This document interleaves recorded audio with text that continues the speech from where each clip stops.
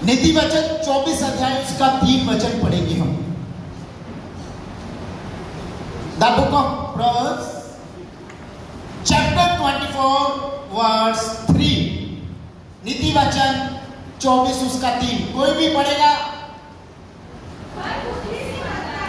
घर बुद्धि से बनता है और समझ के द्वारा स्थिर होता है। किससे बनता है घर? अब यहां वचन कह रहा है घर बनता है बुद्धि से।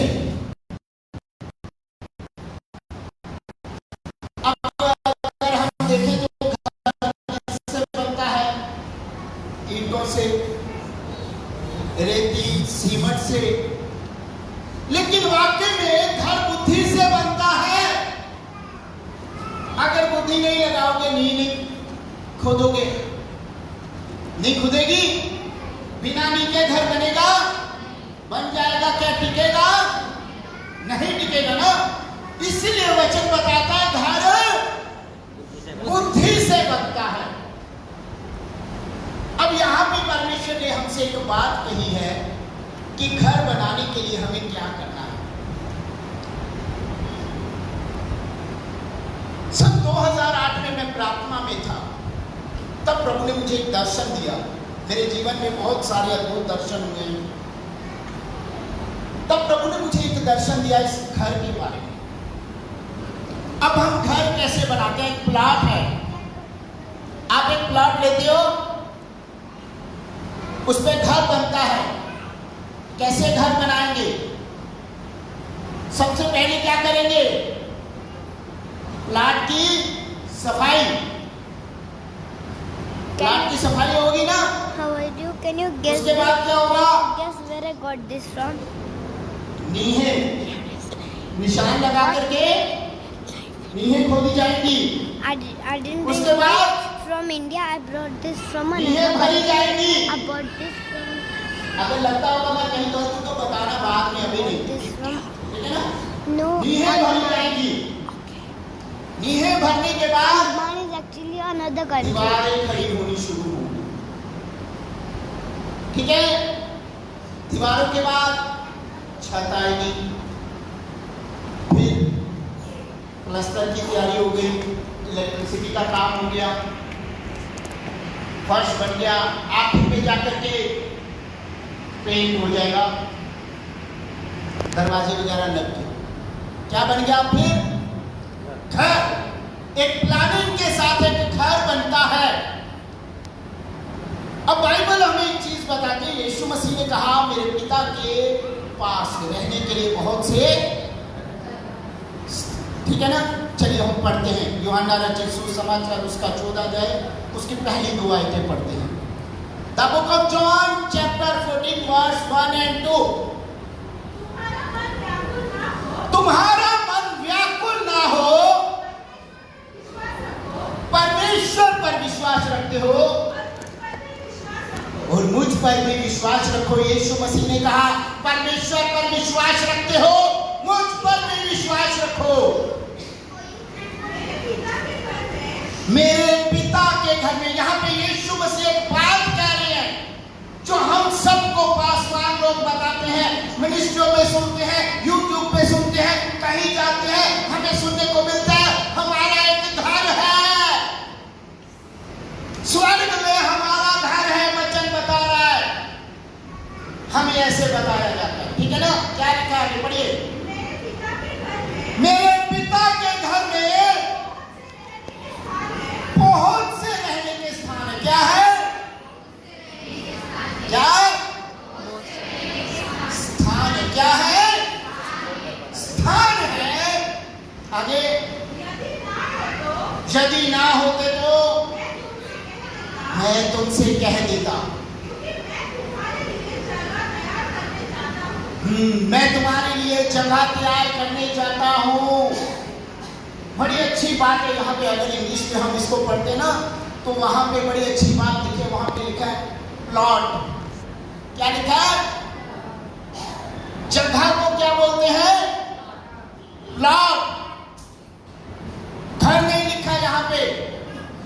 यीशु मसीह ने कहा मैं तुम्हारे लिए जगह तैयार करने जाता हूं। उन्होंने नहीं कहा कि मैं तुम्हारे लिए घर तैयार करने जा रहा हूं। उन्होंने बिल्कुल नहीं कहा। आप में से कितनों के माँ बाप ने उन्हें प्लॉट दिया होगा? कोई है हाथ खड़ा कर सकता है? आपको दिया प्लॉट?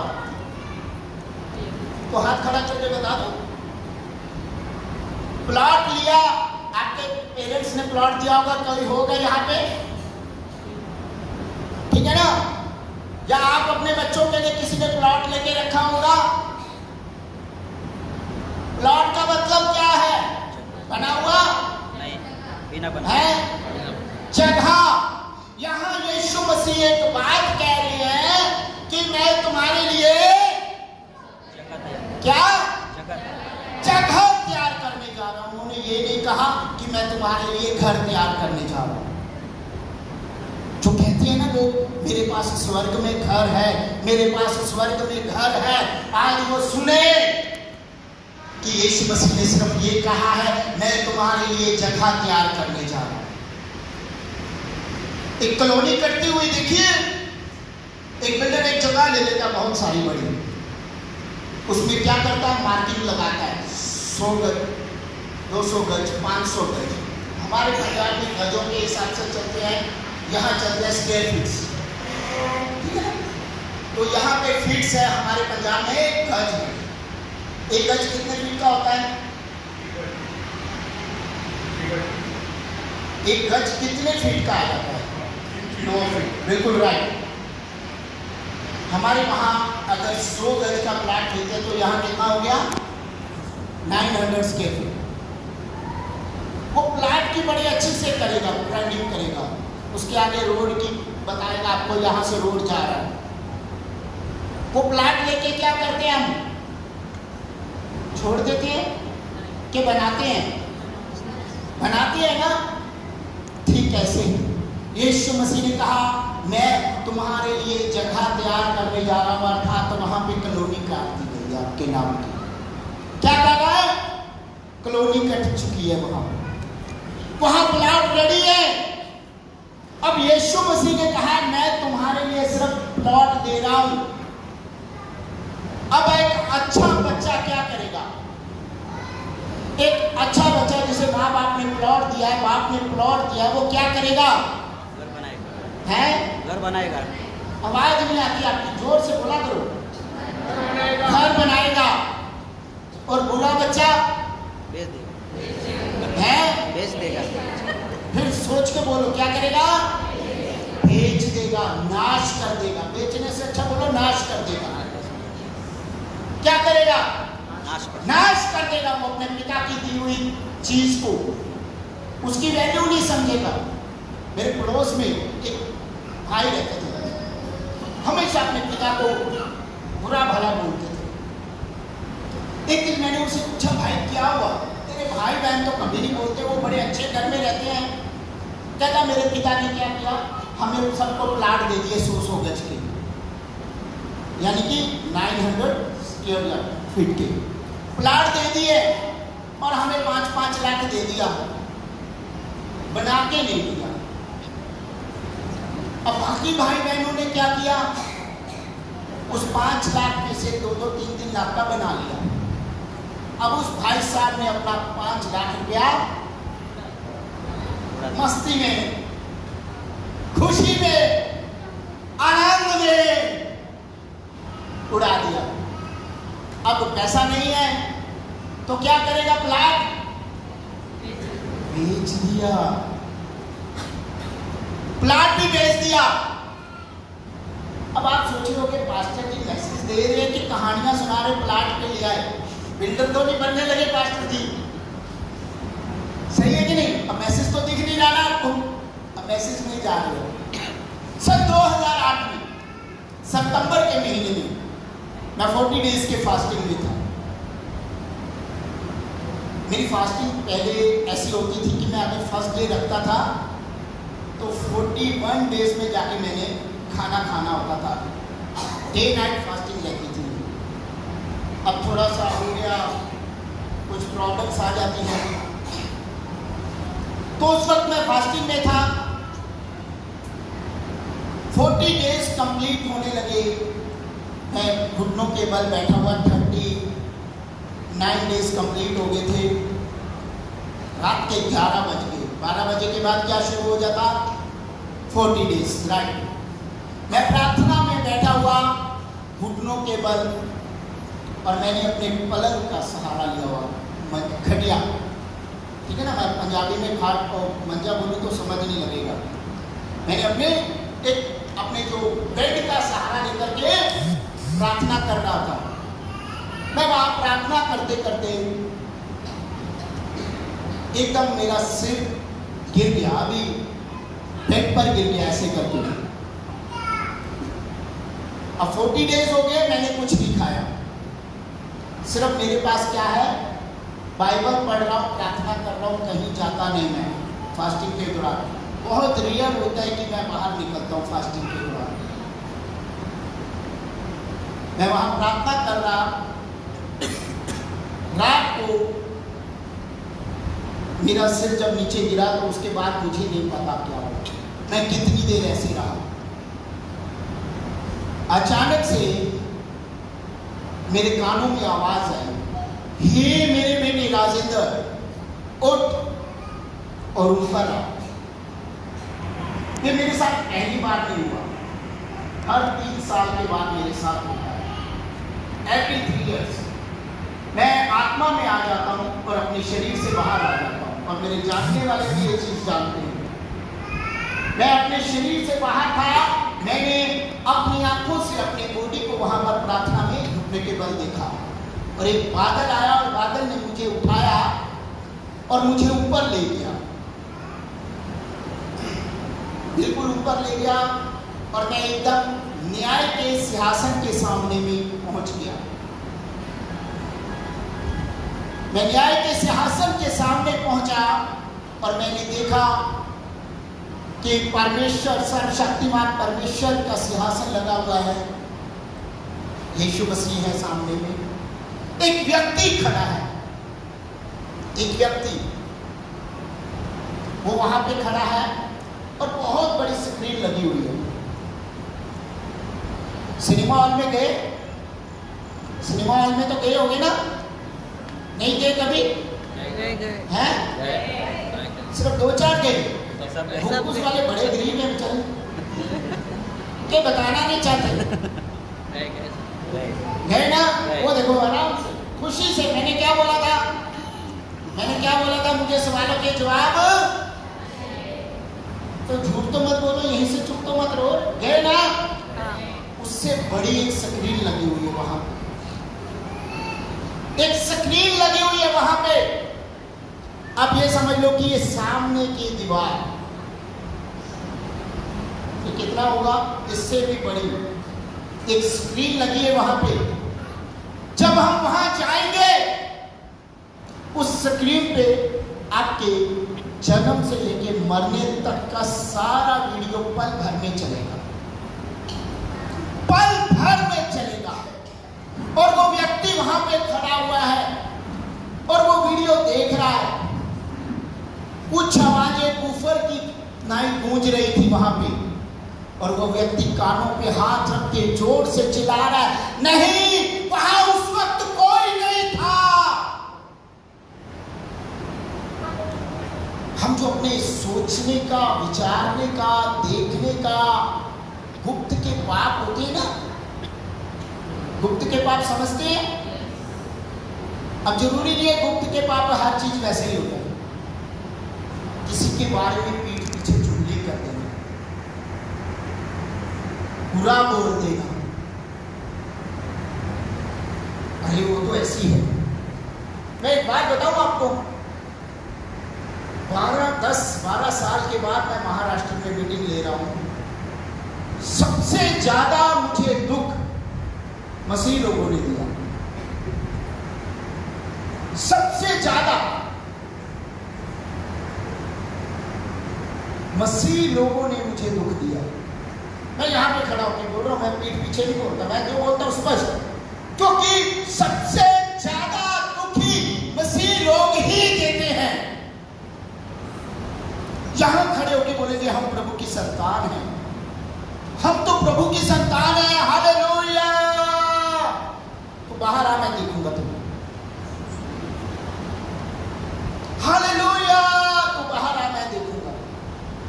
तूने ऐसा बोला, मैं तो पास्टर जी उसे क्षमा नहीं कर सकता, कभी मैं उसे क्षमा नहीं करूंगा, उसने मेरे बारे में ऐसा बोल दिया है, मैं तो उसे बुलाऊंगी भी नहीं, उसे नहीं मालूम कि मैं कौन। वो बातें वहां पे दिखाई जाएंगी आपकी। न्याय पे नहीं जा रहा, मैं आगे आ जाता हूं सीधा। वो कहां गया डज नॉट मैटर, आप अपने आप समझ जाओगे कि वो कहां जा रहा है, कहां नहीं जा रहा। मैं नरक और स्वर्ग के बारे में नहीं बता रहा। वहां से मुझे आवाज आई, हे मेरे बेटे राजेंद्र घर जा।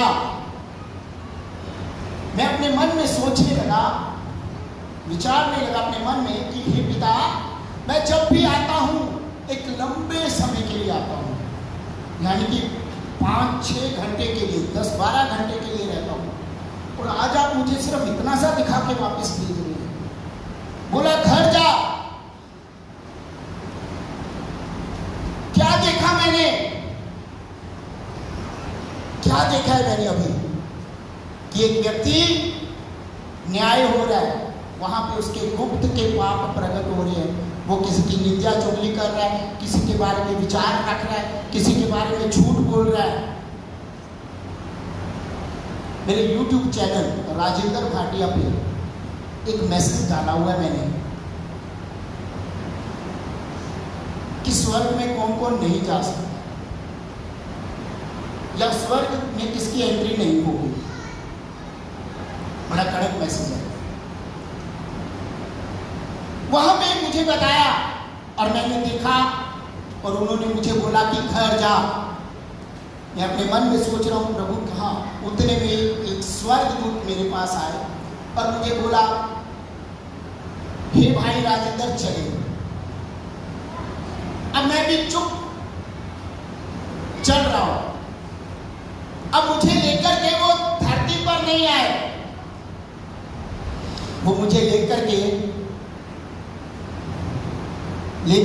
एक जगह चले गए।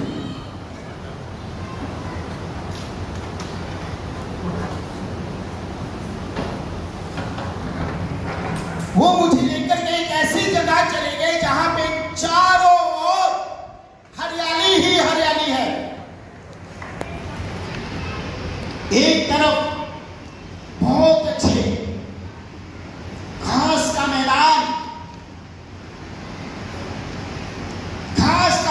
इतना अच्छा, और वहां पर स्वर्गदूत टहल रहे हैं। और दूसरी तरफ बाएं हाथ की तरफ एक बहुत बड़ा बागीचा, वहां पेड़, उस पेड़ पर फल लगे हैं।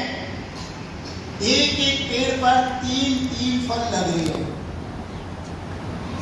आपने कभी आम के पेड़ पे लीची देखी है? आम के पेड़ पे अमरूद देखा है? लेकिन वहां पे हर मौसम में अलग फल फल रहा है उस पेड़। स्वर्गदूत ने मुझे बताया, इस बगीचे में जितने पेड़ हैं उन सब पेड़ों पर हर मौसम का अलग अलग फल लगता है। बाइबल बताती है तुम्हें तुम्हारे फलों से पहचाना जाएगा। कैसे पहचाना जाएगा? और फल कहां दिखेंगे? कहां दिखेंगे फल? फल आप पर दिखेंगे। हालेलुया, प्रभु जी तेरा धन्यवाद। पास्टर जी मुझे तो बोलिएगा नहीं, मैं नहीं करने वाला। हालेलुया, प्रभु जी आपकी सदाबा। हालेलुया। आज मैं बहुत थक गया हूं, आज मुझे कुछ काम नहीं बोलेगा। ये फल दिख रहे हैं आपके, क्या दिख रहा है? फल।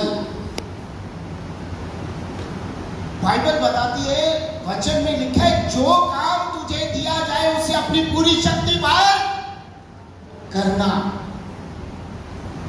मुझे लेकर के गए, जब मैंने देखा और मुझे एक दूत ने कहा वो सामने देख तेरा घर है। क्या बोला उसने? सामने देख तेरा घर है। और मैंने देखा बिल्कुल एक चोखे सोने से बना हुआ एक शानदार भवन था, जो पहले जमाने में कह सकते हैं राजाओं का महल होता है। मैं उस महल के अंदर गया, उस भवन में, अपने भवन में गया और उसके बाहर इतना बड़ा सुनहरे नाम लिखा हुआ था। उस जगह जो थी, रोड बनी हुई थी, वो चोखे सोने की बनी हुई रोड। किसकी? सोने की। एक बार एक स्वर्गदूत धरती पर आया, धरती पर आया और वो कहता मैं आज इंसानों के साथ रहूंगा, 24 घंटे मैं इंसानों के साथ रहूंगा। ऐसा पहले इस कहानी को सुनाता था, लोग बड़ा हंसते थे। वो कहता मैं इंसानों के साथ रहूंगा 24 घंटे। कितनी देर? 24 घंटे। आपके पास स्वर्गदूत आ जाए, 24 घंटे आपके साथ रहना हो, तो आपका व्यवहार कैसा होगा? स्वर्गदूत धरती पर आया, एक बीजी मैन से मिला, एक बीजी वुमेन से मिला। वो कह रहा चले, कह रहा भाई तू कौन है, मेरे पीछे क्यों चल रहा है? कह रहा कोई बात नहीं। कह रहा मेरे पास टाइम नहीं है। कह रहा हम भवन में चले, चर्च में चले। कह रहा चर्च में क्या करना, वही पास्टर है, वही वचन है, मूवी देख के आएंगे। वही पास्टर है, वही सब कुछ है, मूवी देखेंगे। नहीं चलते हैं, चर्च में चलते हैं। चर्च में तो चले गया, लेकिन ध्यान मूवी में है। चर्च में तो हम आते हैं, लेकिन ध्यान हमारा अपने दूसरी जगह ही होता है, वचन में नहीं होता। रास्ते में जाते जाते जाते जाते वो व्यक्ति जो साथ वाला होता है, वो भाग के जाता है, कुछ उठा लेता है, जेब में डाल लेता है। वो कहता भाई तुमने क्या उठाया? कहता मैं नहीं बताऊंगा। कहता बता क्या उठाया? कहता नहीं बताऊंगा, तुम मुझसे ले लेगा। कह रहा मैं नहीं लूंगा। कह रहा नहीं तू ले लेगा। कह रहा नहीं लूंगा, सर्वशक्तिमान की कसम मैं नहीं लूंगा, परमेश्वर की सौगंध। कह रहा ठीक है तू बोल रहा है तो बता देता हूं। ये देख सोना, ये क्या है? कहता ये सोना है। क्या है? गोल्ड। कहता इसका क्या है? कहता जिसके पास जितना ज्यादा उतना वो ज्यादा अमीर। कहता जानता है हमारे पास ये कितना है? आपके रास्ते किससे बनते हैं? तारकोल से। सड़क किससे बनती है? तारकोल से बनती है ना। कहता हमारे यहाँ सोने की बनती है। हमारे लिए ये कचरा है। क्या है? कचरा है। आज जो लोग रुपए पैसे के लिए प्रभु को टाइम नहीं दे रहे, वो ये सुन ले कि ये सब वहां कचरा है। चौथे सोने। अभी हम फिर स्वर्ग में आ गए हैं। जब मैं घर के अंदर एंट्री किया, मैंने देखा बहुत अच्छा घर है। एक बाईं तरफ सीढ़ियां चल रही हैं, दाईं तरफ से भी सीढ़ियां चल रही हैं, बड़ी अच्छी सीढ़ियां, चौके सोने की सीढ़ियां हैं। 4 दीवारी खड़ी है, छत ऐसे बनी है, ऐसे ऐसे बनी है, लेकिन वो दीवारों को छू नहीं रही। दीवारों को टच करती है ना छत, नहीं कर रही। बीच में एक पिलर है, मेन पिलर, उस पिलर के ऊपर। समझ रहे हो ना मेरी बात? छत दीवारों को नहीं छू रही, एक पिलर के सहारे खड़ी है। एक गुड़िया आती थी, कभी देखी होगी, वो गर्दन ऐसे ऐसे हिलाती थी, उसको थोड़ा सा टच करो गर्दन हिलती थी, याद है ना? यस। दीवारों को छत छू नहीं रही। प्रभु ने मुझे बताया मेरा है और तूने बनाया है। घर कौन बनाएगा?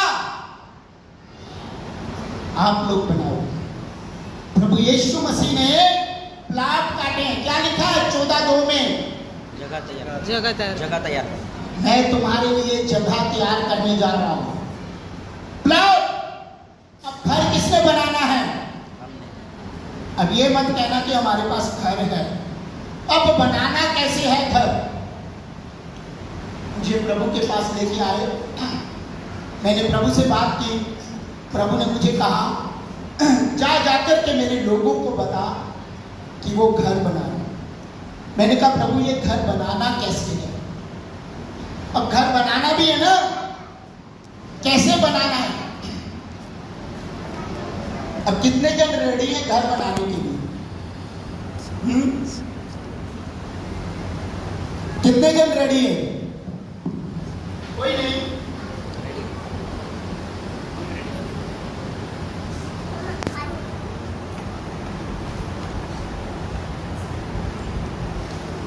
मैं फिर पूछता हूं कितने जन रेडी हैं घर बनाने के लिए?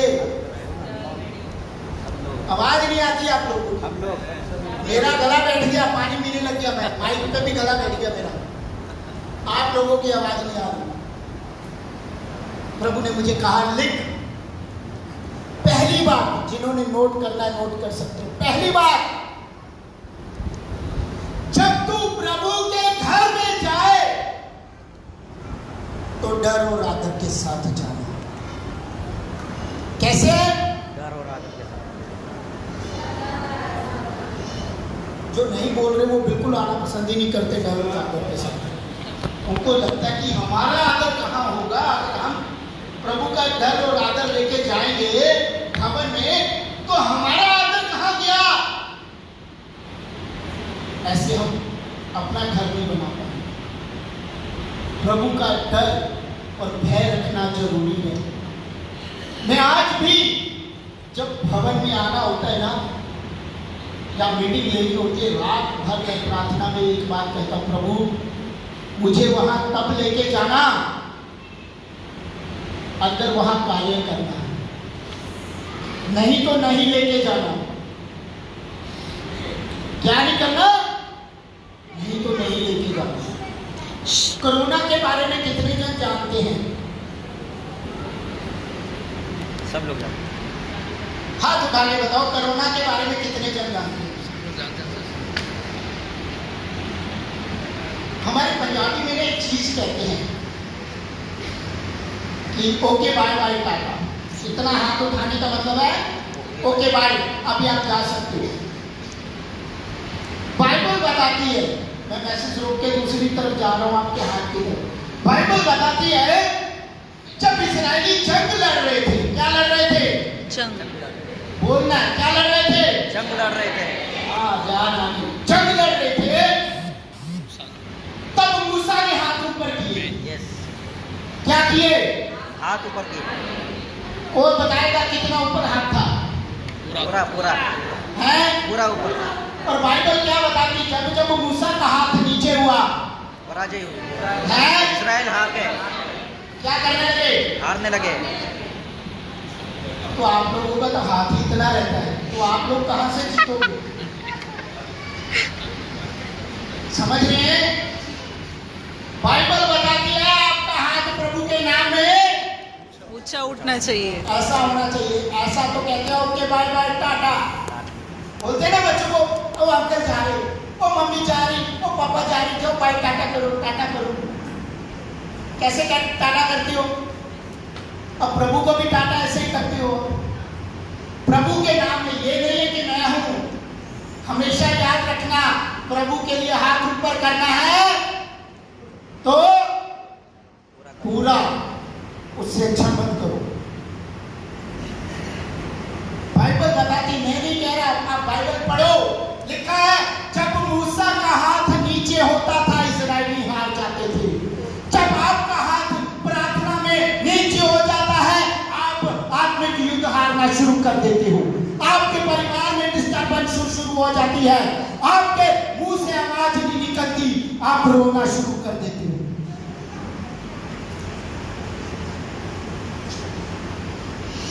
कभी नहीं, आपके हाथ ऊपर रहने चाहिए। अब बताओ कितने जन समझ गए मेरी बात को, हाथ उठा के। हाँ, सो हालेलुया। अपने हाथ हमेशा प्रभु के लिए ऊपर। तो लिखा है वचन में, भजन संहिता 128 में लिखा है, पढ़ेंगे कोई भी 128 की पहली आयत। भजन संहिता 128 उसकी पहली 2 आयतें पढ़ेंगे। पहली आयत, क्या ही धन्य है हर एक जो यहोवा का है मानता है और उसके मार्गों पर चलता है। क्या मानता है? भय मानता है। कैसे आना है भवन में? आदर और डर। प्रभु ने मुझे बोला लिख, बताने के लिए, जब तू प्रभु के भवन में जाए डर और आदर के साथ जाना। डर किसका? परमेश्वर का। आदर किसका? परमेश्वर का। है? किसका आदर? परमेश्वर का। परमेश्वर के वचन का करें ना करें, हम परमेश्वर का जरूर करेंगे। परमेश्वर के वचन का आदर होना चाहिए, क्योंकि हम परमेश्वर के वचन का आदर नहीं कर सकते। इधर पास्टर जी वचन दे रहे होते हैं, इधर हमें एक झपकी लेनी होती है। सच बोल रहा हूं मैं, ये नहीं है मैं आज से नहीं। ये संदेश अगर आप मेरे से 10 साल पहले सुनते, 10 साल पहले भी यही संदेश था, वर्डिंग टू वर्डिंग यही थी। मैं यहाँ आज आया हूँ, मेरा YouTube चैनल खोल के देख लेना, उस पे आपको यही मिलेगी। क्योंकि हमें परमेश्वर के वचन का आदर नहीं करना होता। बाइबल बताती है कि हमें परमेश्वर के वचन का आदर करना है, क्योंकि परमेश्वर ने अपने से ज्यादा वचन को महत्व दिया है। किसको दिया? और हम किसको महत्व दे रहे हैं? वचन को हम महत्व नहीं दे रहे। हम सोचते कि कोई भी बोल रहा है बोलने दो, मेरा क्या है, मैं आज आया हूँ, कल सुबह दूंगा, शाम को टेस्टिमनी दूंगा, उसके बाद चले जाऊंगा। लेकिन जाने से पहले एक बात कहूंगा मैं, कि मैं तुम्हारे लहू से निर्दोष ठहरूंगा। ये बात कब बोली जाती है कि मैं तुम्हारे लहू से निर्दोष ठहरूंगा? क्योंकि जब बताने वाला ईमानदार और डायरेक्ट स्वर्ग से आई हुई बात बता रहा है, उसे परमेश्वर का भय है। पौलुस कहता है मैं तुम्हारे लहू से निर्दोष हूं। मैं भी कहूंगा, मैं भी कह दूंगा कि मैं भी तुम्हारे लहू से निर्दोष ठहरूंगा। बाइबल बताती है हम जब भी परमेश्वर के भवन में जाए, डर और आदर सहित जाए। कितनों का डर है? किस किस को डर है? किसी को माँ बाप का डर है, किसी को माँ बाप, भाई बहन, पत्नी का डर भी आज की डेट में। पति का डर भी आज कम हो गया वैसे। बच्चों का डर है आज की डेट में, बच्चों का बहुत डर है। अरे मेरा बच्चा मोबाइल के बिना खाना नहीं खाएगा, ए जी लाओ जी फोन लाओ जी, ए जी सुनते हो जी, ए जी तारन के पापा आइए ना फोन दीजिए।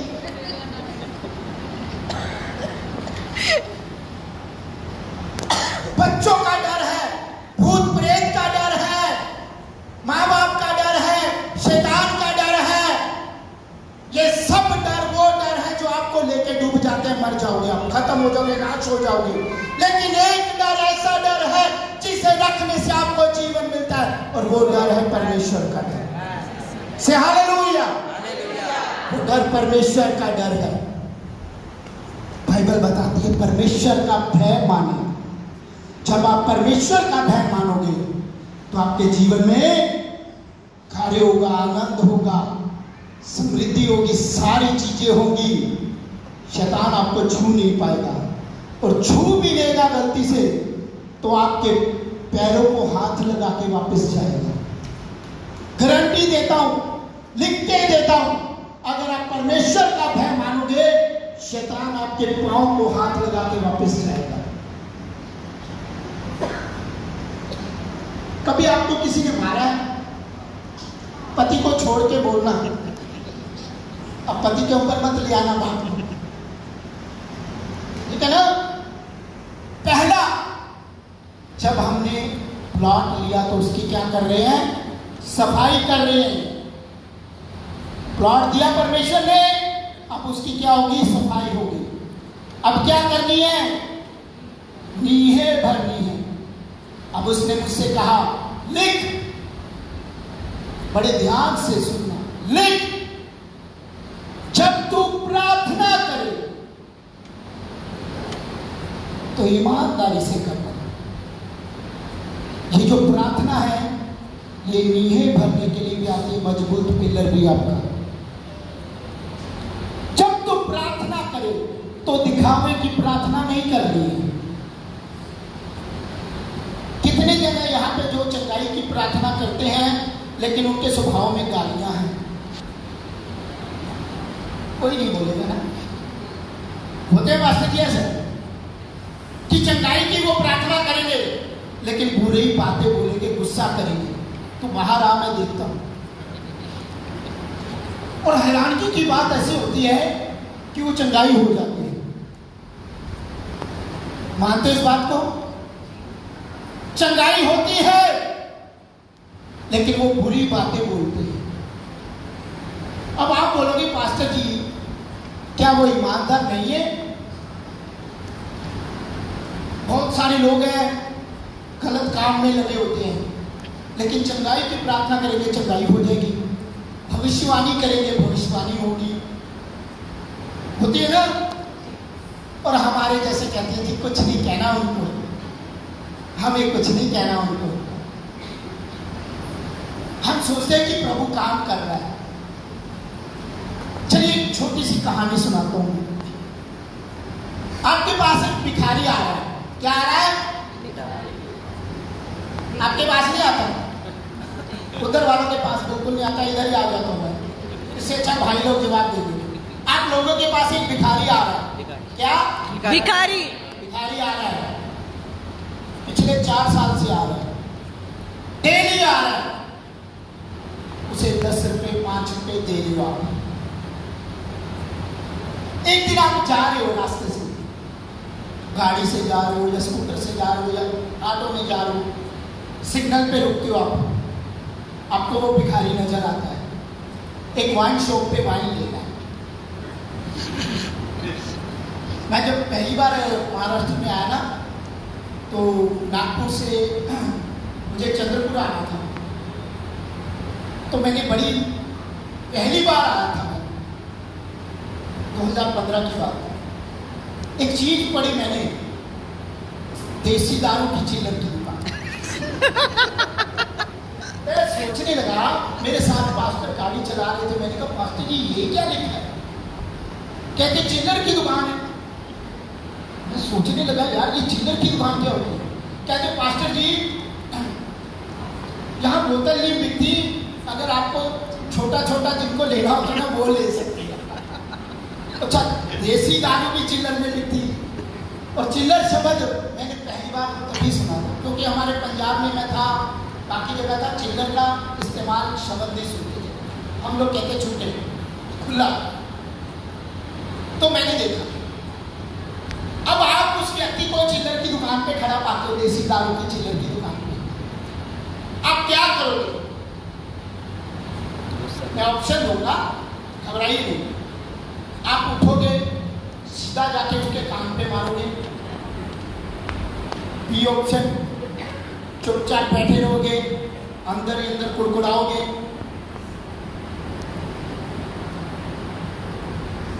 सी ऑप्शन, चुपचाप देखा और अनदेखा किया और अपने काम में चले गए। क्या करोगे? सी हैं? आंटी पास्टर आप बता दो, इधर आने बता दो, क्या करोगे? कोई तो ए वाला होगा। मैं बोलूंगा। आप कुछ नहीं करोगे ना। एक अच्छा इंसान क्या करेगा? चुपचाप चले जाएगा। और अगले दिन वो व्यक्ति फिर आता है मांगने, नेक्स्ट डे आपके पास फिर आया, ए माई ये दे दे भाई। तो क्या बोलोगे? ऑप्शन है। ऑप्शन दूं? ए, तो हमारे से पैसे लेके दारू पीता है, चल भाग। बी ऑप्शन नहीं है भाई, चलेगा। दो ही ऑप्शन दूंगा मैं, क्या बोलोगे? ए। हैं? ए। A option. आप लोग, एक समझदार इंसान कुछ नहीं बोलेगा, कहेगा तू जा, उसे नहीं देगा पैसा। सी, एक और बात, क्या उसको दिए हुए पैसे वापस मांगोगे? हैं? मांग लेना ना। 3 साल के पैसे 10 रुपए रोज के हिसाब से, महीने का 300 रुपया, साल का 3600 रुपया, 3 साल का कितना हो गया? 10,800 रुपया हो गया। मांग लेना। क्या मांगोगे? सच बताओ। है? नहीं। ठीक इसी तरह जब परमेश्वर किसी को कोई वरदान दे देता है, शैतान उस व्यक्ति को भरमा लेता है, परमेश्वर उससे वरदान वापस नहीं लेता है। वो वरदान वैसे ही कार्य करता रहता है। शैतान आपके पास आएगा, कहेगा अरे वाह, तेरे पास तो अच्छा सा हो गया, तू प्रार्थना कर रहा है और तेरा पास्टर नहीं चुकाई दे रहा, तू दे रहा, तो पास्टर से भी बड़ा हो गया। वो घमंड में भूल जाएगा, वो ईर्ष्या में आ जाएगा, वो प्रार्थना करनी छोड़ देगा, बस उसी की ओर ध्यान देगा और चंगाई की तरफ चलना शुरू कर देगा, परमेश्वर के वचन की ओर ध्यान देगा। लिखा है जब तू प्रार्थना करे, महिमा होनी चाहिए। ये नहीं है कि देखना नहीं है। एक कहानी सुनाता हूं, बड़े ध्यान से सुनना, और रियल स्टोरी है। मैंने यहां भी देखी है और मैंने वहां भी देखी है। मैंने उस स्टोरी को दोनों पार्ट्स में देखा है। अब तक मैं 22 बार स्वर्ग जा चुका हूं और 22 बार नर्क जाके आया हूं। इसलिए मैं कह रहा हूं, मैंने यहां भी देखा है और मैंने वहां भी देखा है। एक बहन थी, बड़ी प्रार्थना करने वाली थी, बहुत ज्यादा प्रार्थना करती थी, बड़ी निरंतर प्रार्थना करती थी वो। अब प्रार्थना का टाइम वो सारा कुछ छोड़ देती थी। एक दिन खाना बना रही, रोटी बना रही थी और प्रार्थना करने बैठ गई। प्रार्थना का टाइम हुआ, प्रार्थना करने बैठ गई। प्रार्थना करते करते सिर्फ इतना माइंड में आया, सिर्फ इतना सा, मैंने आटा छक्का नहीं। क्या नहीं किया? आवाज नहीं आई। जो सो रहे बोले हालेलुया। इधर भी सो रहे, इधर भी कोई सो रहा। उसने क्या बोला? मैंने आटा छक्का नहीं। सिर्फ अपने मन में सिर्फ इतना विचार किया और फिर से ईमानदारी की प्रार्थना में लग गई। और जब वह प्रार्थना में लगी हुई है, समय आया, बीता, डेथ हो गई, प्रभु के पास चले गई समय के मुताबिक। अब यीशु मसीह आए, उन्होंने बुलाओ मेरी बेटी, आए, गले लगाया उसे। रियल स्टोरी है, मेरी आंखों देखी। अगर आप ईमानदार हो ना, तो यीशु मसीह आपके पास खुद उठ के, जैसे आप दरवाजे पे पहुंचोगे, खुद उठ के आएंगे और कहेंगे मेरी बेटी, मेरी बेटी। गले लगाएंगे। गले लगाया और कहने लगे हाँ, मेरी बेटी को इसके घर ले जाओ। घर लेके गए। अब घर देखा उसने, बड़ा अच्छा बना हुआ है, लेकिन जो मेन पिलर है वो आटे का बना हुआ है। किसका? आवाज नहीं आती यार, इतना तो मेरा गला बैठ गया, आपको बोलते नहीं। किसका? आटे का बना हुआ है। अब वो कहती है कि ये घर मेरा नहीं है भाई। दूध को कह रही, तू मुझे भाई रॉन्ग एड्रेस पे ले आया, ये घर अभी अनकंप्लीट है। क्या है? अब आपको आटे का पिलर मिल जाए जिसपे मेन खड़ा, तो आप क्या बोलोगे? क्या बोलोगे आप भी? अनकम्प्लीट है कि नहीं? ठीक है ना? वो बोलती भाई मेरा नहीं है, कहता जी आपका ही है। अरे मैं बोल रही हूं मेरा नहीं है, ये आपका ही है। तू जानता मैं कौन हूं? मैं परमेश्वर की बेटी हूं। देखा यीशु ने क्या बोला? आ मेरी बेटी मेरे पास आ। मेरे लिए उठ के आ गए थे वो, और तू मुझसे बहस कर रहा है। इंसानी स्वभाव है, नहीं जाएगा। वो बोला जी आपका ही है। स्वर्गदूत ने गुस्सा करता है, कहता जी आपका। दोनों में थोड़ी सी बहस हुई परमेश्वर के पास। यीशु मसीह को कहती जी आपका बंदा मुझे रोंग एंट्री में ले गया, रोंग घर में ले गया। क्यों, क्या हुआ? परमेश्वर को मालूम है क्या हुआ, फिर भी मुंह से पूछ रहे। क्या पूछ रहे? क्या हुआ? क्या हुआ? आदम और हवा ने फल खा लिया और छिप गए। क्या परमेश्वर को मालूम नहीं था कि क्या हुआ?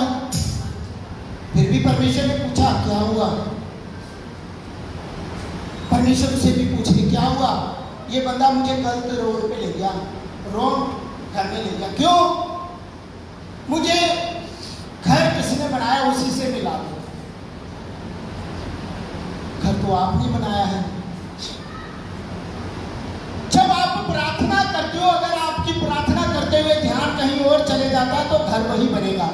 मैं अक्सर पूछता हूं कितने जनों का घर का जो मेन पिलर है वो गालियों वाला बनेगा, गुस्से वाला बनेगा। उसने तो सिर्फ इतना सोचा, आटा ढका, नहीं तो पिलर आटे का बन गया। और आपकी प्रार्थनाएं कैसी हैं? मुझे जरूरत नहीं कहने की। अगर आप प्रार्थना करते हुए ध्यान कहीं और ले जाते हो ना, तो वैसे ही समझ लो। अगर गुस्सा कर रहे हो प्रार्थना में तो वैसे ही आएगा। घर की एक एक चीज आप बनाओगे। उसने कहा लिख, जब तू इवेंजलिज्म करे। इवेंजलिज्म मालूम है? इवेंजलिज्म मालूम है ना? जब तू प्रचार करे, लोगों को पता या बोलोगे कि हम तो प्रचार कर ही नहीं सकते, हमारे तो बच्चे हैं, हम तो बाहर जा ही नहीं सकते। सही है, हमारी कोई सुनता नहीं है। कितने जन के पास ये बात है कि उनकी कोई नहीं सुनता? हाथ उठा के बता दो मुझे। या कितने जन ये कहना चाहते हैं कि हमारे पास तो टाइम ही नहीं है, सारा दिन हम घर में रहते हैं, बच्चों को देखें या क्या करें? कितने जन होंगे ना? कितने जन ऐसे होंगे जो कहेंगे सारा दिन तो हम ऑफिस में रहते, काम में है, हमारी कोई सुनेगा ही नहीं, हम ये करेंगे वो करें। हाँ, हम चर्च ईमानदारी से जाते हैं, दशमांश ईमानदारी से देते हैं, बेटी ईमानदारी से डालते हैं, लेकिन इवेंजलिज्म नहीं करनी। रियल आज से तकरीबन 20 साल पहले की बात। पंजाब में सबसे बड़ा जो स्कूल है ना उस वक्त, आज तो बड़े हो गए होंगे, Jesus convent sacred heart convent school है, जीसस सेक्रेड हार्ट। एक भाई, उनका बच्चा जीसस सेक्रेड हार्ट में पढ़ता था। उनका बच्चा यूकेजी में पढ़ता है। कितनी में? कितने साल का होगा वो? राइट।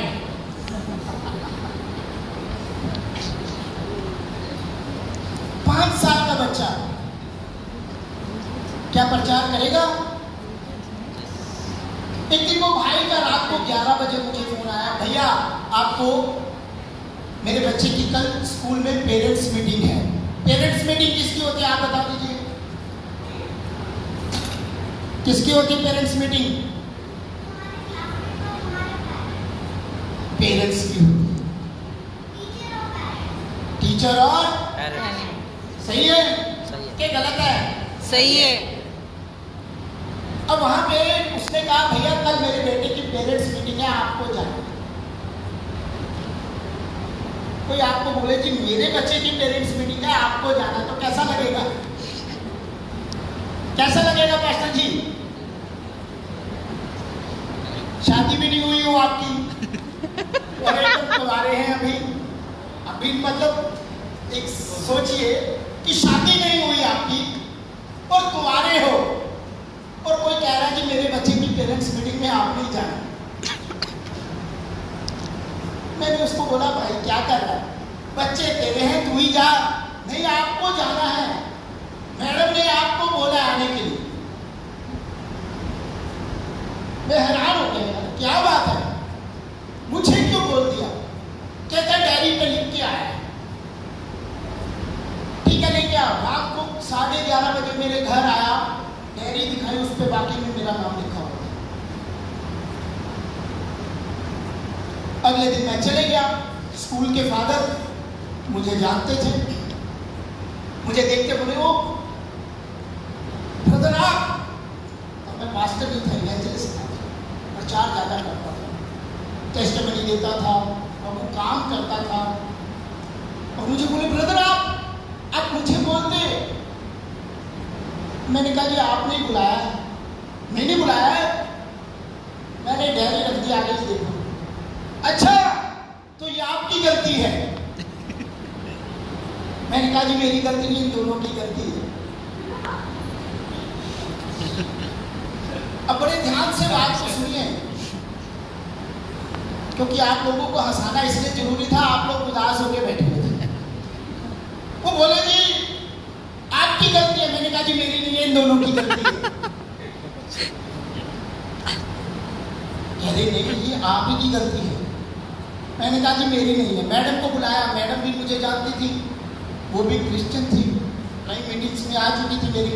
मुझे देखते बोली ओ प्रेज़ द ब्रदर आप यहाँ आए, मुझे बड़ी खुशी हुई। मैंने कहा जी आपने बुलाया, मैं आ गया। मैंने डायरी उनको भी दे दी। अच्छा तो ये आपकी गलती है। मैंने कहा जी मेरी गलती नहीं, इन दोनों की गलती है। नहीं ये आप ही की गलती है। मैंने कहा जी तो गलती बता दो क्या है, गलती बता दो क्या है। कहती ये बच्चा अपनी क्लास में सबको पता है क्या कहता है, यीशु मसीह आने वाले हैं, अपने पापों से क्षमा मांगो। यीशु मसीह आने वाले, अपने पापों से क्षमा मांग लो। मैंने घमंड से कहा ये गलती मेरी ही है, क्योंकि मैं ही कहता हूं अपने पापों की क्षमा मांग लो। और कहती यही नहीं रुकता, जब मैं उसे डांटती हूं कि ये क्या बोल रहा है, कहता मैडम आपको पहले क्षमा मांगनी चाहिए। जब वो 5 साल का बच्चा अपने स्कूल में प्रचार कर सकता तो क्या आप नहीं कर सकते? आप किसी को नहीं बता सकते, पड़ोसी को, बहन को, भाई को, किसी को नहीं बता सकते। लिखा है जब तू दान दे तो ईमानदारी से देना। क्या देना? क्या? दान देना, ईमानदारी से देना। दान काट लिया बीच में, क्योंकि वही हमने देना नहीं। जब तू दान दे तो ईमानदारी से देना। मेरे जीवन की एक बात, मैंने कभी भी अपने जीवन में जब भी ऑफरिंग डाली है ना, नया नोट डाला। कौन सा? फटा हुआ नोट मैंने अपने जीवन में कभी नहीं डाला। एक सवाल पूछूंगा, ईमानदारी से सभी जवाब देना, चुप नहीं रहना। जो चुप रहा मैं समझूंगा वो परमेश्वर की संतान है, या परमेश्वर उसे कुछ दे नहीं रहा। क्या परमेश्वर आपको फटे हुए कपड़े पहनने के लिए देता है? नहीं। क्या आपको बासी खाना खाने के लिए देता है? नहीं। क्या परमेश्वर आपको भीख मांगे हुए कपड़े लाके देता है? नहीं। जब वो आपको पुरानी चीजें नहीं देता, नई चीजें, फ्रेश चीजें देता है, तो हम क्यों परमेश्वर के भवन में फटे हुए नोट डालें? क्यों डाल रहे हो? वो आपको अच्छी चीज दे रहा है, आप बुरी चीज दे रहे हो। वो आपको अपनी संतान समझ रहा है, आप उसे भिखारी से भी नीचे समझ रहे हो। जब भी परमेश्वर के भवन में दान डाले, ईमानदारी से उच्च डालो, उच्च। मैंने अपने जीवन में कभी नहीं पुराना नोट नहीं डाला। एक बार मैं संडे मीटिंग के लिए जा रहा था। मैंने चर्च अपनी जेब में देखा, मेरी जेब में 3 नोट थे। तीनों पे मार्क लगा हुआ था पेन का। एक पे थोड़ा सा गंदा सा था। मेरे पास 3 बैंक अकाउंट थे उस वक्त। मैं एक एटीएम में गया, पैसे निकाले, नोट साफ नहीं आए। फिर से दोबारा निकाले, उस एटीएम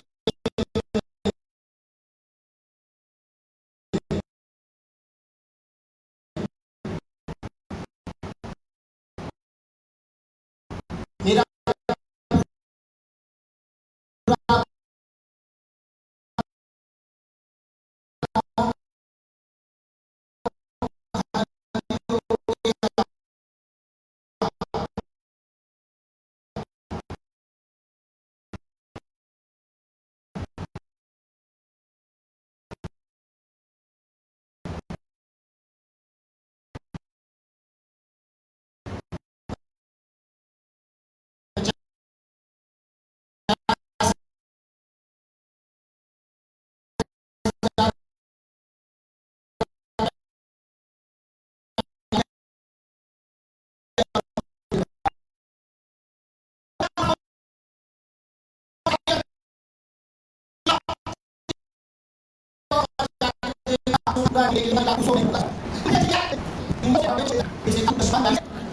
अब दशमांश हम कैसे देते हैं?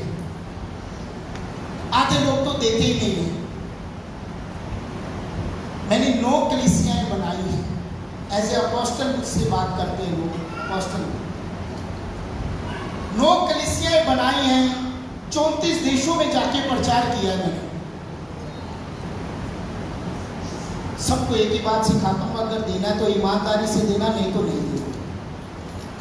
आप मेरे लिए नहीं दे रहे हो, परमेश्वर के लिए दे रहे हो।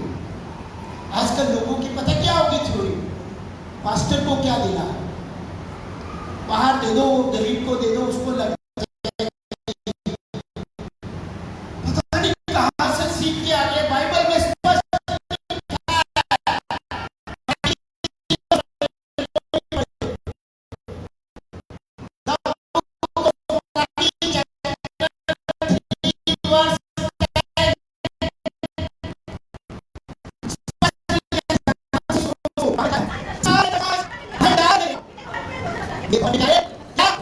भोजन वस्तु रहे।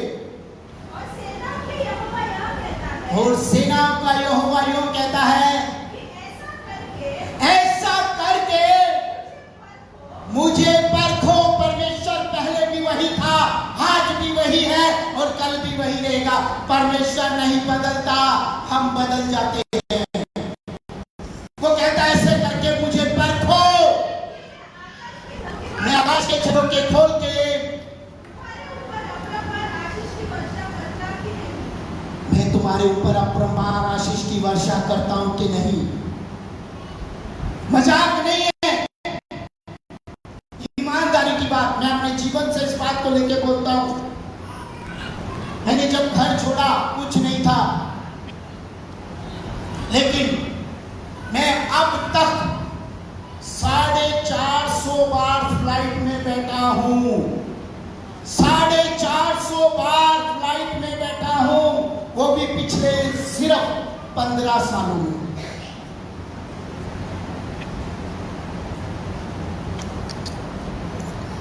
इतना परमेश्वर लेके जाता है, अच्छे से अच्छा दिलाया आज तक उसने।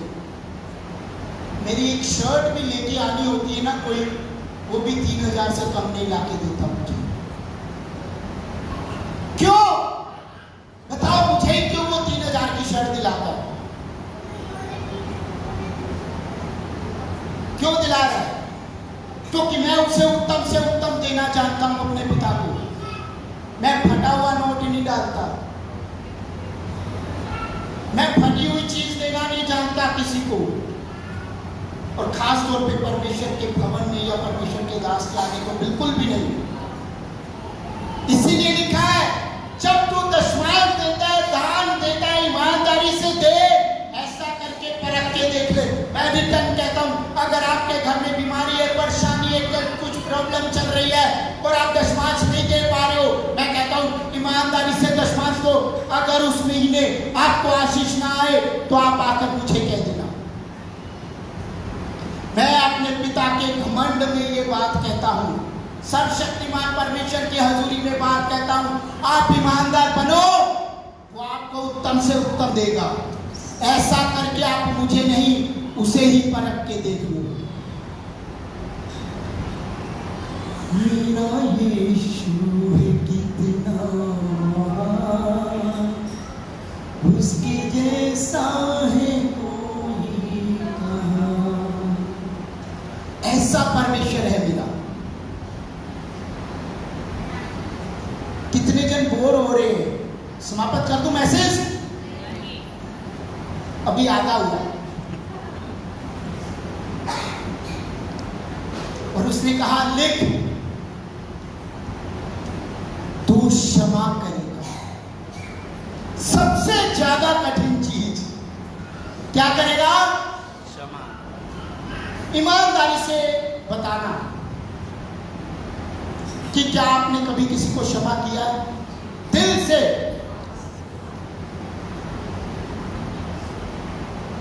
अच्छी बात है। अब भाइयों की तरफ आ जाता हूं, क्या कभी क्षमा किया है दिल से?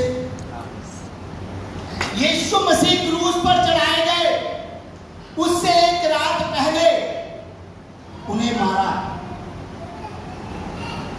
लिखा है गतसमनी बाग में उन्होंने अपना लहू बहा दिया था, लेकिन फिर भी उन्हें मारा, कोड़े मारे, सिर पर कांटों का ताज ठूका गया, मुक्के मारे। उस कांटों के ताज में मालूम है क्या था? उस कांटे जो थे वो 1 से 1.5 इंच लंबे कांटे थे। कितने? आज भी वो कांटों का झाड़ गतसमनी बाग में दिखेगा आपको। 1.5 इंच लंबे कांटे। कितना हो गया? कितनी हो गई? 1 उंगल से।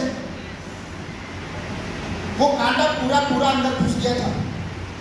जब नहीं घुसा उन्होंने मार के ठोक के घुसाया अंदर। और वो कांटा आज भी ऐसा कांटा है कि आप उसे मारोगे वो टूटेगा नहीं, वो अंदर धंस जाएगा।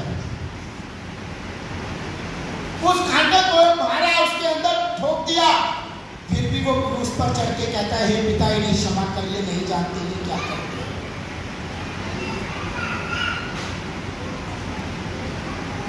ये नहीं जानते ये क्या करते हैं। अगर कोई आपको चाकू मार दे, मैं आपसे पूछ रहा हूं, ईमानदारी से जवाब देना, अगर कोई आपको चाकू मार दे और सड़क पर तड़पता हुआ छोड़ दे, आप क्षमा कर दोगे? जवाब दो। नहीं करोगे इसका मतलब? वो नहीं करेंगे। इधर आपको चाकू मार दे कोई, तड़पता हुआ छोड़ दे, क्या क्षमा करने की हिम्मत है? मास्टर जी,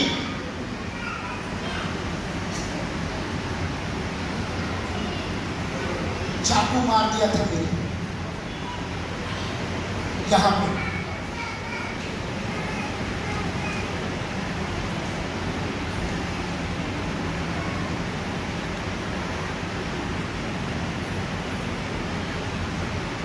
डेढ़ घंटा सड़क पर पड़ा रहा। मारने के बाद छोड़ा नहीं, लाते भी मारे, उठा के हॉस्पिटल में ले गए, मॉर्चरी में डाल दिया, मरा हुआ समझ के। एक डॉक्टर ने देख लिया और उसने मेरी नब्ज देखी, उसने कहा कि इसमें प्राण है। उठा के वेंटिलेटर पे डाल दिया, 3 महीने कोमा में रहा। 3 महीने के बाद होश आई, पुलिस आई, पूछा क्या हुआ, किसने मारा? मैंने कहा उन्हें मैं क्षमा करता हूँ। मेरे पिता ने कहा वो क्षमा कर, क्योंकि बाइबल बताती है, मत्ती रचित सुसमाचार उसका 6 है, उसकी 12 आयत में लिखा है किस प्रकार हम अपने अपराधियों को क्षमा करते हैं, उसी प्रकार तुम्हारे पिता तुम्हारे अपराधों को क्षमा करेगा। किस प्रकार क्षमा करते हो? अभी तो मैंने आपको एक चीज बताई अपने जीवन की। अभी तक मुझ पर गोलियां चली, मेरे हाथ और पैर में गोलियों के निशान है। 1200 से अधिक मेरे पे बुलेट बोलिए हमारे को भी क्षमा करोगे? चलो कर दोगे। कोई आग में उठा के फेंक दे आपको तो क्षमा करोगे? मुझे आग में उठा के फेंक दिया गया, एक बार नहीं 4 बार, जिंदा निकल के आया। एक ही बात जो मेरे पिता ने सिखाई, हे पिता इन्हें क्षमा कर, ये नहीं जानते ये क्या करते हैं। अगर आप क्षमा नहीं कर पा रहे तो आप परमेश्वर की संतान नहीं हो, आप स्वर्गीय घर नहीं बनेगा। क्या है आपके पास? प्लॉट। क्या है? क्या बनाना है? घर बनाना। घर बनाने की जो जरूरी चीजें हैं वही बताई जा रही है, इससे ना इधर ना उधर बता रहा हूं मैं। उसने कहा क्षमा कर। क्या कर? क्षमा। और वही हम नहीं कर सकते। मैंने अभी मैसेज स्टार्ट होते एक बात कही थी, सबसे ज्यादा दुख मुझे किसने दिया? मसीह लोग, किसने? मसीह लोगों ने। और कौन सी जगह के मसीह लोगों ने, ये भी बता दो। महाराष्ट्र। महाराष्ट्र। महाराष्ट्र के चंद्रपुर, दुर्गापुर, नागपुर, घुघुस। मजाक नहीं है। मेरे बारे में जितने रूमर गलत बातें फैलाई गए सब यहीं से फैलाई गई थी। क्या करने आया था मैं यहाँ पे? प्रभु का कलाम देने आया। 2016 में ही मैंने भविष्यवाणी प्रभु ने मेरे द्वारा बताया कि चीन से महामारी आ रही है। क्या नहीं आई? पहले ही बताया मोदी जी प्रधानमंत्री बनेंगे और तीसरी बार भी बनेंगे, और आज कह रहा हूं आगे भी बनेंगे। क्या नहीं बने? और आज फिर कहता हूं कि ये आने वाले दिसंबर तक इतनी आप विपत्तियां देखोगे कि जो अब तक आपने नहीं देखी। मेरे चैनल पर जाके अगर आप इस साल की भविष्यवाणी को सुनोगे तो सारी अभी तक सच हो रही है। हर साल मैं प्रार्थना करता हूं, दिसंबर पूरा महीना में उपवास में रह के प्रार्थना करता हूं, परमेश्वर मुझे बताता है। फिर जनवरी के महीने में या वो फरवरी के महीने में जब वो बताता है वो सारी भविष्यवाणियां मैं बताता हूं। इतनी भयंकर भयंकर भविष्यवाणियां इस साल के लिए थी, वो सारी सच हो गई। मैं किसी की कलीसिया को लेने नहीं आता, मैं किसी की कलीसिया के लिए नहीं आया। मैं आज भी कलीसिया बनाता हूँ तो जो रोड पे लोग रहते हैं या रेलवे स्टेशन या कहीं पे वहाँ जाके नए लोगों को सुसमाचार सुनाता हूँ। किसी की कलीसिया में मैंने आज तक अड़ंगा नहीं लगाया। मैंने पास्टर जी को भी बोला, पास्टर जी किसी को मेरा नंबर मत दीजिएगा,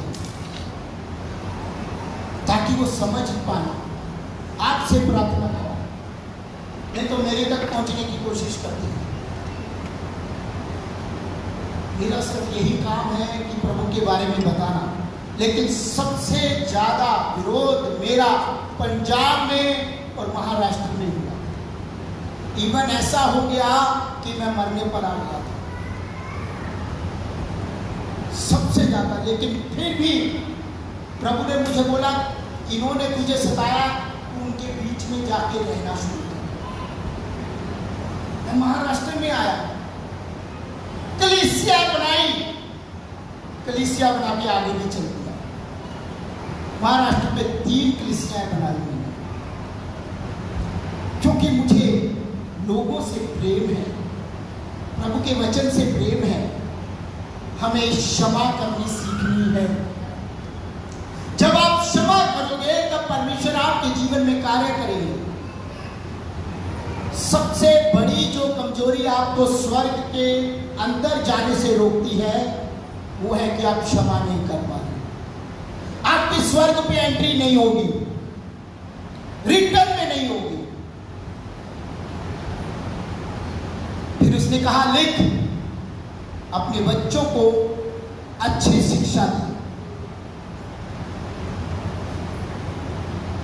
अब हमारी शिक्षा कहाँ है बच्चों को दी हुई? मैं अपने मैं सिख परिवार से हूँ, राज परिवार से हूँ। अब जाहिर है कि हम पंजाबी लोग हैं ना, सरदार लोग जो यहाँ के नहीं क्या पंजाब के ओरिजिनल, उनके मुंह पे ना सबसे ज्यादा क्या होता है? गाली। कोई बात है मजाक में भी, अरे इधर गाली देके यार दोस्त को भी प्यार, उनके मुंह पे ही गाली है, उनका प्यार ही गाली से शुरू होता है।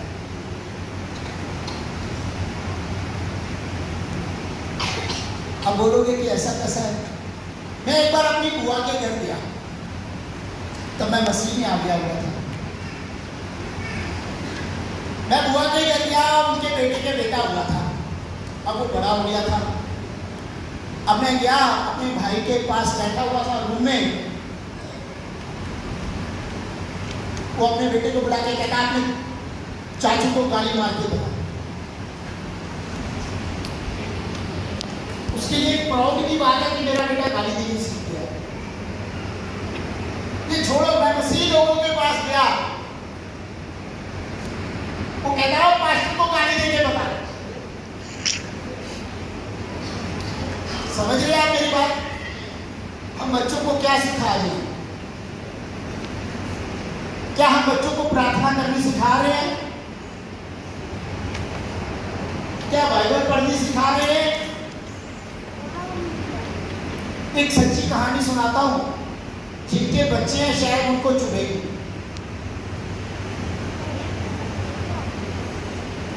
एक बार ये कहानी मैंने आज से 10 साल पहले भी सुनाई थी। आज की डेट में मैं पिछले दिनों देखी तो इसकी एक रील बना के ना बड़ी वायरल हो रही है। 10 साल पहले सुनाई थी, आज भी आपको सुनाता हूं। श्याम भाई और उसकी पत्नी और उनका एक इकलौता बेटा गाड़ी से जा रहे थे, और रियल बात है, जलंधर की बात है। एक्सीडेंट हो गया, तीनों ऑन द स्पॉट खत्म। क्या हो गया? एक्सीडेंट। हाँ, एक्सीडेंट हो गया। फिर कहाँ गए? अब तीनों हाथ में हाथ डाले स्वर्ग की ओर जा रहे हैं। स्वर्गदूत ने रोक दिया, रुक जाओ, तुम दोनों जाओ, बच्चा नहीं जाएगा। अपने पे लेके देखना ये बात। आप अभी जीवित हो, यहीं बैठे हो, सोच के देखो ये आपके लिए कि आप और आपकी पत्नी और आपका बच्चा, चाहे 4 बच्चे हैं, स्वर्ग में जा रहे हो और आपको रोक दिया जाए, रुको, तुम स्वर्ग में जाओ, तुम्हारा पति जाए, लेकिन बच्चे नहीं जाएंगे स्वर्ग में।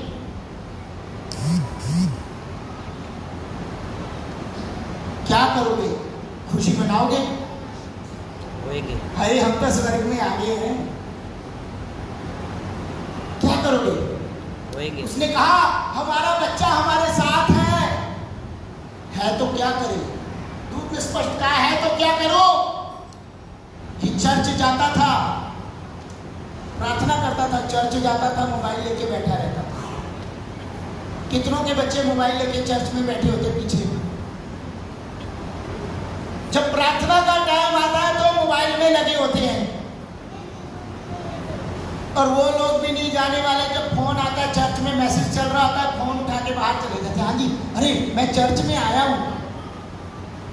अरे आधा घंटा आप लोग मैसेज में नहीं बैठ सकते, तो स्वर्ग में जहां पे 24 घंटे परमेश्वर की हजूरी में रहना है, वहां कैसे एंट्री पालोगे?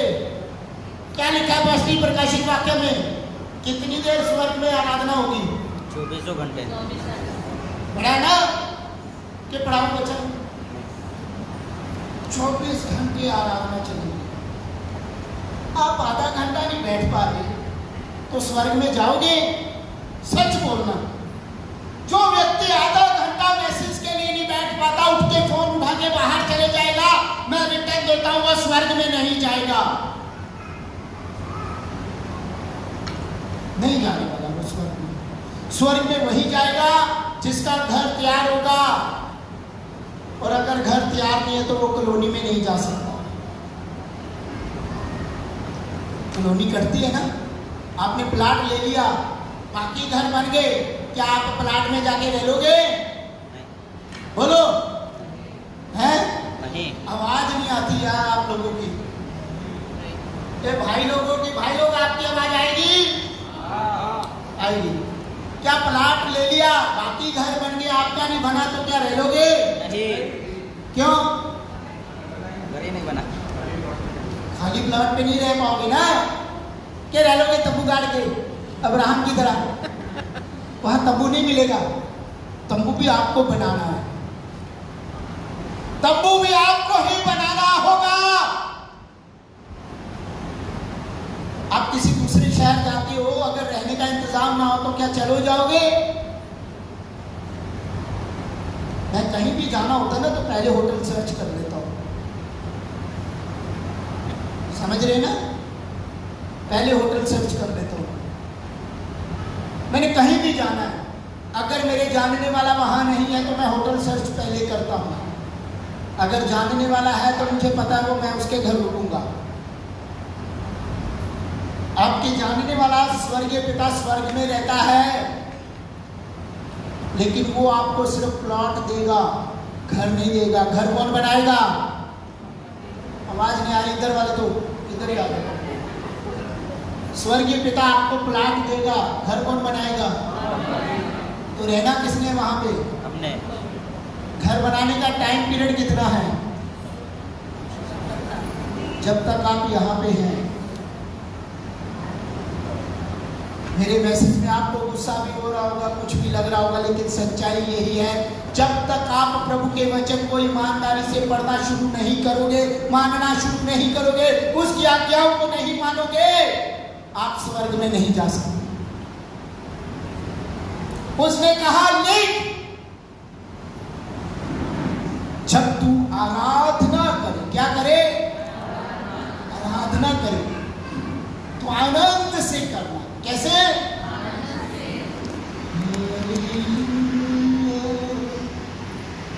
कौन सा आनंद है? मैं तो पहली बार आया ना महाराष्ट्र में, मेरी मीटिंग चंद्रपुर में मीटिंग थी, तो एक ब्रदर थे, गीत गाने आए थे, उन्होंने वो गीत गाया था, यहोवा मुझे तेरी जरूरत है।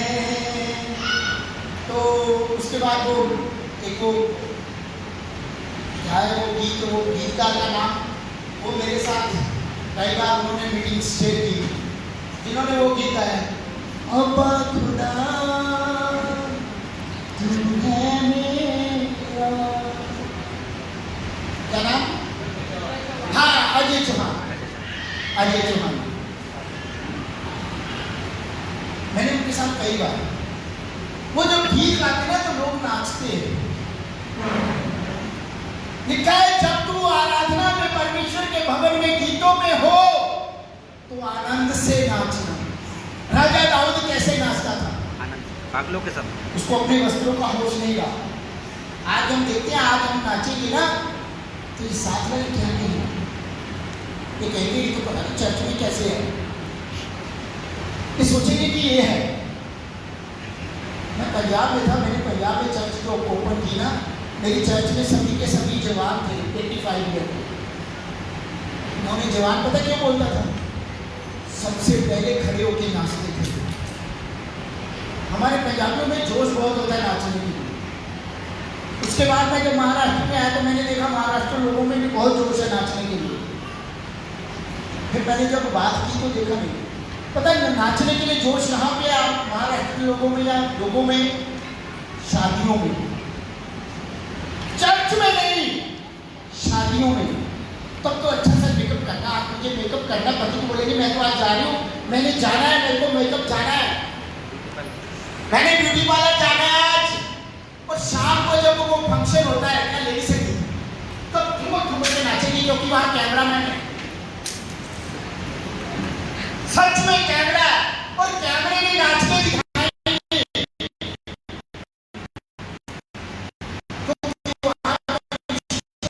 देखेंगे ना वो स्वर्ग के कैमरे में क्या होगा, तो स्वर्ग के कैमरे में क्या होगा।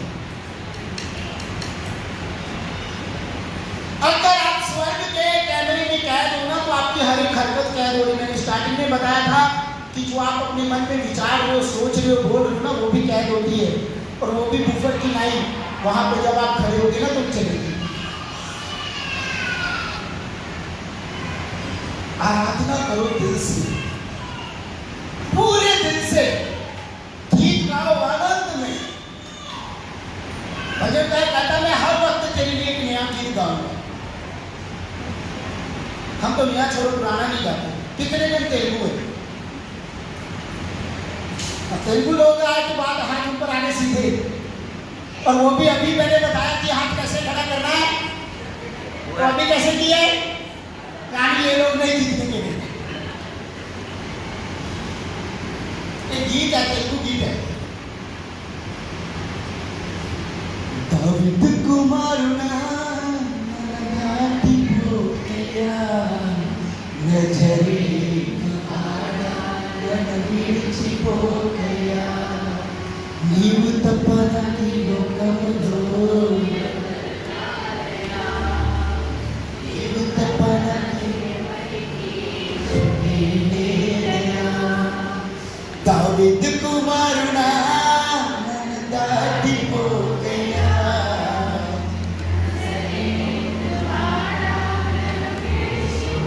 ये गीत ना मेरे दिल के करीब है, मेरे दिल के करीब है। मालूम है क्यों? क्योंकि इसमें ना गीतकार ने ना मरकुस के 10 अध्याय की पूरी बात खोल के रख दी है। भजन संहिता 27:10 इसमें डाल दी उसने। कहता कि मेरे माँ बाप ने मुझे छोड़ दिया है, मेरा कोई नहीं है, एक अंधा भिखारी पर दिवाई के बारे में बात हो रही है। वो कहता मेरे माँ बाप ने छोड़ दिया मुझे, मेरा कोई नहीं है, परंतु यहोवा मुझे संभालेगा। वो कहता है हे दाऊद की संतान यीशु मुझ पर दया कर मुझ पर। वो अपने दिल को खोल रहा है, और उस गीतकार ने बड़े अच्छे से लिखा है इस गीत को।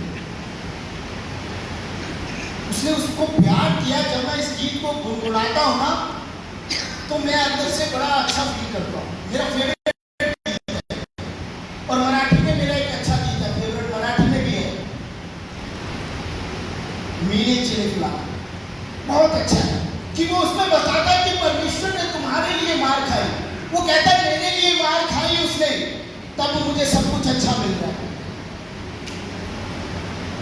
उसने अपने हाथों को खोल दिया कीलों पर। जब मैं ये गीतों को सुनता हूं ना तो मेरे अंदर से उसके लिए आगे बढ़ जाता है। गीतकार के लिए नहीं, पिता के लिए। क्यों? क्योंकि उसने हमें जोड़ा है इसलिए। और आदर हम सिर्फ मुंह से दिखा रहे हैं, आज के आनंद में आदर नहीं होता है। आज गीत गा रहे होंगे, अभी मैंने थोड़ा सा गाया, सबके चेहरे पे, और एक पंजाबी बंदा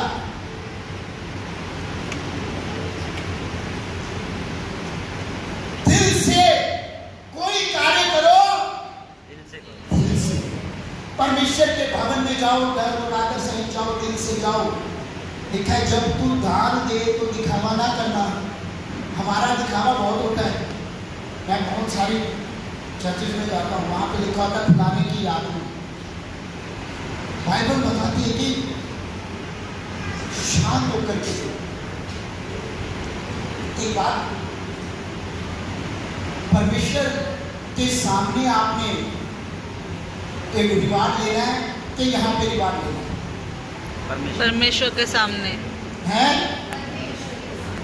अगर आज मीटिंग में, कल समाप्ति मीटिंग में पास्टर जी किसी एक का नाम लेना भूल जाए तो उसका चेहरा कैसा होगा? सही है। मैं रियल स्टोरी बताता हूँ मेरे सामने की।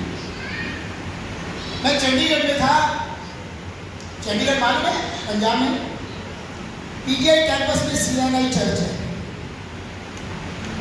वहाँ पे एक बहन, वो 3 बहनें हैं, तीनों पीजीआई में काम करती है, तो जाहिर है पीजीआई कैंपस में रहती है, तीनों के पति, और तीनों बाइबल प्रतियोगिता में हर बार फर्स्ट सेकंड वही आती है, तीनों ही। कोई उनके बराबर आया ही नहीं आज तक। हर साल वहां बाइबल प्रतियोगिता होती है, बाइबल से क्वेश्चन पुट करते हैं, बिना बाइबल खोले आपको क्वेश्चन आंसर बताना है। दूसरे नंबर वाली बहन का पति पुलिस में, प्रभु को नहीं ज्यादा नहीं है, वो भी इसी परिवार से, लेकिन वो जब आया एक बार उसने सोचा कि चर्च की 100वीं एनिवर्सरी है, मैं भी भाग लूंगा। अपना काम छोड़ के अपनी गाड़ी लेके, पुलिस वाला है, गाड़ी लेके भाग दौड़ कर रहा है, भाग दौड़। चर्च का कोई काम है, अपनी जेब से पैसे लगा के कर रहा है, पैसे भी नहीं मांग रहा। फंक्शन के दिन पास्टर जी ने सबका नाम लिया, उसका नाम ही नहीं लिया। वो तो भाई साहब घर पे आके अपनी वाइफ को लड़ने लग गया, तेरे ये मिसाइल हो गए, मैंने इतना खर्चा कर दिया, ये देख, और मेरा नाम तक नहीं लिया, और जो लल्लू छल्लू बैठे थे उनका नाम ले लिया, सीधे ऐसे ही बड़ी मैं वहीं पे था।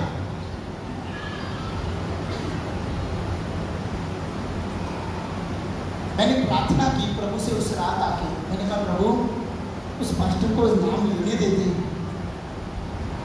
प्रभु ने मुझे एक बड़ी अच्छी बात कही कि अगर पास्टर उसका नाम वहां ले लेता ना, जो रिवार्ड मैंने यहां रखा वो उसको नहीं मिलता था। समझ रहे? जो रिवार्ड परमेश्वर ने आपके लिए रखा है वो नहीं मिलना था आपको। अगर आपका नाम पास्टर नहीं लेते हैं तो ये मत कहना कि मेरा नाम नहीं लिया, मैंने बहुत किया। बाइबल बताती है जो कुछ भी तू करे वो परमेश्वर के लिए कर। जो काम तुझे दिया जाए उसे अपनी पूरी शक्ति भर करना है, क्योंकि ये नहीं कि तू परमेश्वर के लिए कर, मनुष्यों के लिए नहीं। आज हम क्या सोचते हैं, हमें ऐसा नहीं है वैसा नहीं है। आज हमारे जीवन में ये चीज जरूरी है। जब आप इन चीजों को मानोगे, चलोगे, तब परमेश्वर आपके पास आएंगे, तब आपका घर स्वर्गीय घर बन जाएगा, तब आपकी नींव पक्की हो जाएगी, मजबूत बन जाएगी, दीवारें खड़ी हो जाएगी, प्रार्थना पिलर मजबूत होगा, और छत एकदम अच्छी होगी, और वो चोखे सोने की होगी, और आप चोखे सोने की नगरी में रहोगे। कौन सा सोना पसंद है, यहाँ वाला या स्वर्ग वाला? स्वर्ग वाला। स्वर्ग में तो कचरा है वो, लेकिन आप उस सोने पर चलोगे, वो आपके पैरों के नीचे होगा।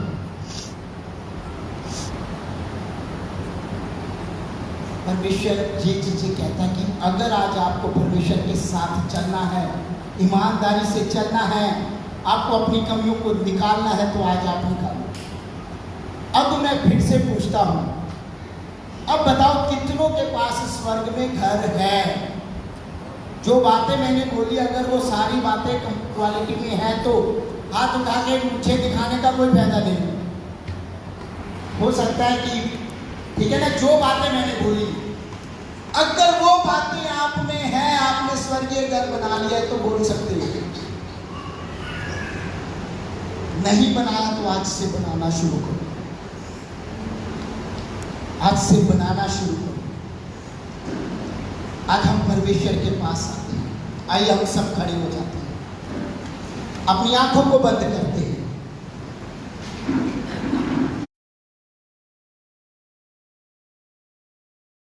तूने जो मैंने तुझे स्वर्ग में प्लॉट दिया, तूने उस पे गंदगी कर दी है। तूने बुराइयां, निंदा, चुगली, भेदभाव, गुस्सा,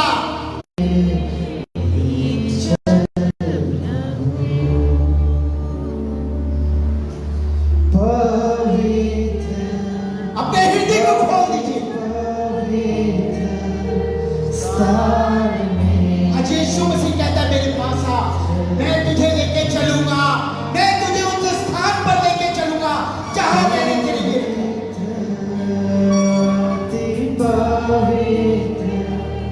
Star